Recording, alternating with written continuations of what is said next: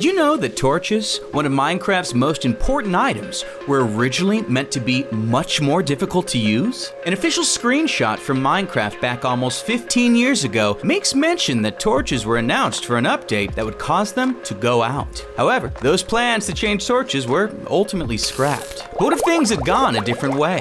What would Minecraft look like today if these light bringers we've grown accustomed to were completely rethought? Later on in the video, you'll see our professional Minecraft development team answer those very questions by rewriting Minecraft's history into one where torches did go out. And believe it or not, there are some huge consequences that come from that change. First, let's shed some more light on the Minecraft update that never was. Originally announced back in October of 2010, Minecraft creator Notch was starting to gain some serious momentum with his, at that time, revolutionary blocky game. His users were really enjoying playing, but often gave feedback that the game was too easy. The mobs weren't too challenging, and you could keep them from showing up at all by just placing light-emitting items, torches, all over your home. For those unaware, mobs have spawn behavior that requires they be within a certain light level in-game. The lower the light level, the higher the chance of mobs spawning. It became common knowledge that to keep the mobs at bay, the torch will save the day. But it seems that it was around that time that Notch and his small indie team began working up an idea for a difficulty update that would really give them a scare. Conveniently enough, Halloween was right around the corner, and on top of plans to adjust torches, the company behind Minecraft, Mojang, had some more irons in the fire. On October 31st, 2010, they went on to release the Halloween update. This was the update that was meant to change torches so that they would, after some period of time, go out,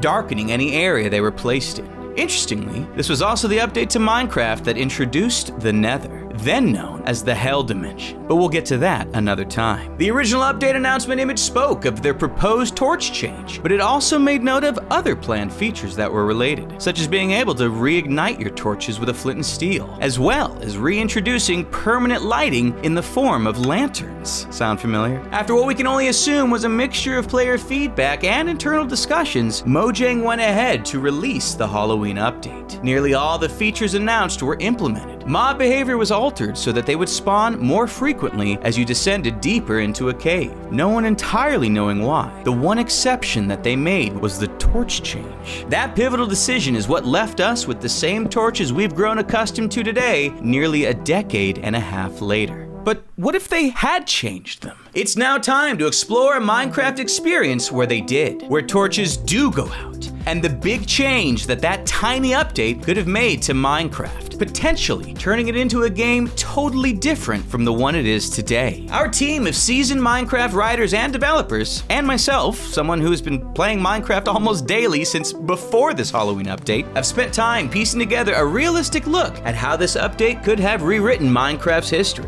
And like I mentioned earlier, there are some truly unique places where the game could have gone. You're looking at some right now. Well, first off, torches now go out. You'll find though that you're able to relight them again with a flint and steel. And you'll want to keep one with you, as torches now go out every 10 Minecraft days, or roughly every 3 hours. Yeah.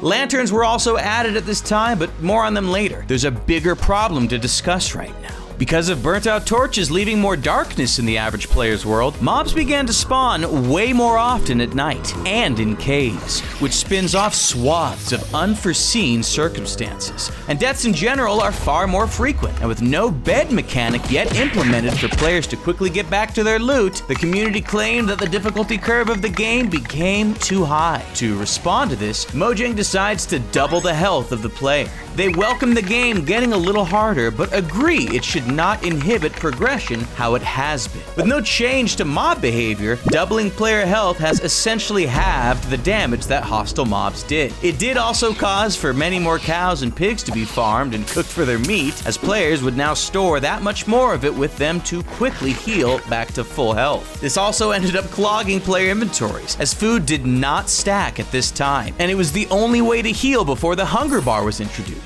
Overlooking the food concerns, on this timeline, Minecraft would receive an update buffing up the various hostile mobs in-game. Some mobs, like skeletons and spiders, were given simple updates. updates, like dealing 50% more damage on average to the player. Other hostile mobs were given slightly more complex mechanics, like the Creeper. It had its blast radius significantly increased, leaving the landscape around it in shambles after detonating. So while its immediate damage output was not increased, the block damage certainly was. The zombie had a different approach applied to its change. It would now poison the players, acting like an infection that you see in a lot of typical zombie depictions. It wasn't just mobs that received updates though. As new structures were added to Minecraft, their build design was made consistent with the torch change. Areas like mine shafts, strongholds, and ancient cities will be cast in total darkness when found. There are torches found throughout the structures, but they have all burned out. The last thing you want to run into is a school of silverfish drowning you in the middle of a pitch-black stronghold. The villagers caught up very quickly on their new environment, opting to shield themselves from the heightened danger by installing a far more reliable light source throughout their dwellings. Remember the lantern from earlier? Aside from being an item that players could create themselves, at a very expensive cost, might I add, as iron nuggets weren't yet added to the game, lanterns were found most commonly in villages that spawn in a player's world. Now, with how expensive lanterns were, they weren't something players often used beyond ensuring their bases stayed fully lit. Sure, at this point, iron golem farms could be made, but that took a knowledge of Minecraft that exceeds the average player. So, players would flock to villages to completely raid them of any light source they could get their hands on. As the player was not necessarily intended to become an antagonist for villages in-game, Mojang saw it fit to update iron golems to attack anything, including players that attempted to remove the lanterns from the village they swore to protect. So, unless you were ready for a fight, you'd want to leave those lanterns alone. The bravest and the boldest of players, though, probably did opt to lift the lanterns, as lanterns actually offered a unique benefit in deep cave systems when compared to torches. What you're seeing here is a player in creative mode, navigating a cave system lit with torches near the bottom of the game world. Now compare that with how much more bright the same area is with lanterns placed down instead. At low enough cave levels, torches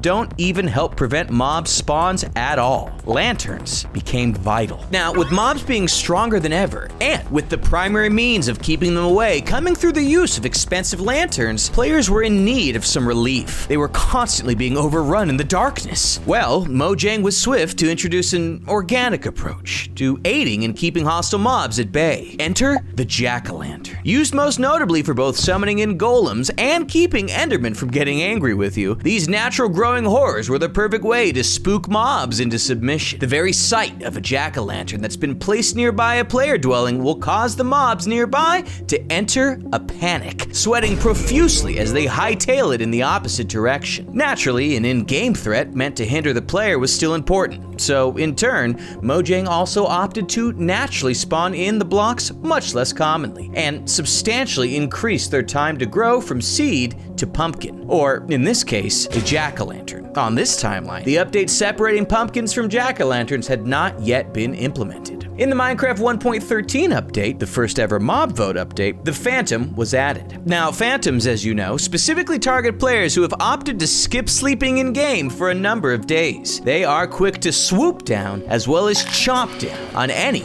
willing to stay up past their bedtime. Well, on this timeline, they were designed to also hamper players. More specifically, once a Phantom spawns in addition to being a threat to the life of the player, they will target the nearest placed lantern or torch belonging to the player within 20 blocks of their flight paths, as if they weren't bad enough already. 4 more updates had come and gone though, filled with plenty of additions to the game, with many unrelated to torches or updates that brush shoulders with them. It wasn't until the 1.17 update when more light-related features were truly tackled. The glow squid we've come to love.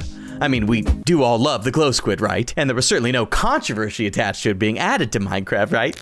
Was given different features on this timeline. Namely, glow ink sacks are far more useful. First, they were capable of being used on floors, walls, and ceilings. Doing so creates a splatter of glow squid ink, which lasts until the player opts to remove it from whatever block face it was placed on. Second, The sacks were now usable on any living creature in-game. Doing so causes them to illuminate a light blue that matches the glow squid's hue and allows the mob in question to be seen behind blocks. This proves to be especially useful for tagging underground entities that you want to revisit later. In Minecraft 1.19, another mob vote was run, and on this timeline, the glares were selected over the allays. As planned, these mobs were useful in locating areas in-game that were dark enough for hostile mobs to spawn in. They became the perfect ally to ensure you were lighting up your builds well enough with lanterns and glow squid ink. Better luck next time, allay. Fast forwarding a bit, in 1.20, the Warden was added alongside the Deep Dark. This was the first time in history that Minecraft officially supported placing blocks at Y levels that exist below 0. On top of that, you could now travel under the previous floor of the world to explore a new area with a new, dangerous mob. Compared to today's Deep Dark, the Deep Dark on this timeline was even darker, breaking the previously known lowest light levels capable of being found in-game. In addition, the Warden was designed to be unaffected by any place jack-o'-lanterns. There is no scaring anything that's willing to live that far underground. And speaking of underground, Mojang saw fit to add a new armor type that they included in their 1.20 update.